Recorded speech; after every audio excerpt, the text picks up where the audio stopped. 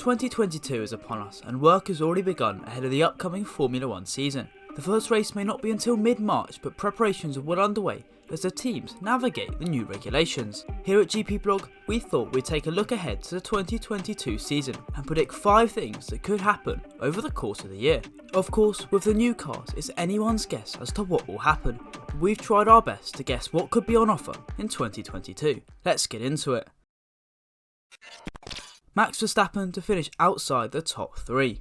We start with a big one. It's been less than a month since Max Verstappen sealed his first world title and Red Bull's first Drivers' Championship since 2013, but we think it could come at a huge cost. It's hard to say just how much time, effort and focus Red Bull put into the 2021 season, but it could have a detrimental effect on 2022. The Austrian outfit could well continue the upward trajectory, but we think that Honda's withdrawal from the sport and their focus on securing Verstappen's title will see them drop away from the very front of the field. As a result, this will see Verstappen fall away from a title challenge. The Dutchman will no doubt secure a couple of victories along the way, but with Mercedes and an improved Ferrari team to compete with, Verstappen could be forced to drop back to 4th or 5th, which is the finishes he was used to in his early Red Bull days. He'll be able to drag the car further up the field than it should, but it won't be enough to secure a top 3 finish in the championship.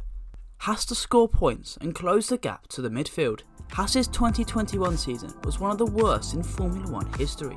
Not only did they fail to score a single point, but they were miles off the pace in qualifying and the race. Mick Schumacher's P12 at Hungary was their best result, and that was only due to 7 retirements in that race. However, they didn't develop the car at all last year, so they should be able to bounce back this season. Nikita Mazepin will be lucky to score points even if their car is vastly improved, but Schumacher has enough talent to score multiple points in 2022, and we think he'll be able to close the gap to the likes of Aston Martin. A closer title fight than 2021. Now, this may seem extreme given Verstappen and Lewis Hamilton went into the final round level on points, but we think it could happen. The title protagonists may not head into the finale tied, but we believe it could well be a battle between 4 or 5 drivers for the title, similar to 2010.